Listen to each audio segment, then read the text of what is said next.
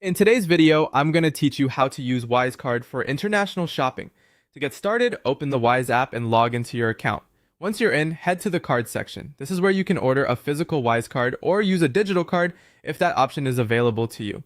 Before making any purchase, make sure your card is activated. Wise Cards are available to eligible residents in the Philippines and they can be used for international spending, which makes them a convenient option for shopping from overseas stores. Next, you'll want to add money to your Wise account. Open your account, choose the currency you want to use, and tap Add Money.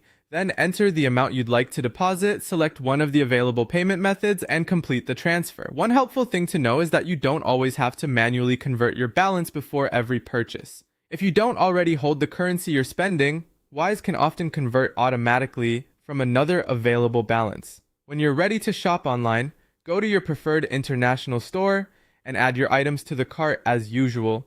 At checkout, choose debit or credit card as the payment method, then enter your Wise card details including the card number, expiration date, and CVV. If the store asks for a billing address, use the billing address linked to your Wise profile. It's a good idea to enter everything carefully so your payment goes through without delays.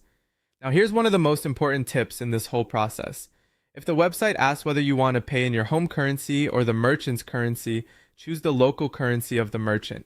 For example, if the store is charging in US dollars, choose USD instead of PHP. This usually helps you avoid the merchant's own conversion rate and lets Wise handle the conversion instead. Some purchases may also require 3D secure verification. If that happens, check your Wise app for an approval request, approve the transaction, and then return to the merchant's checkout page to finish the payment. After you've paid, open Wise again and go to your card or transaction history.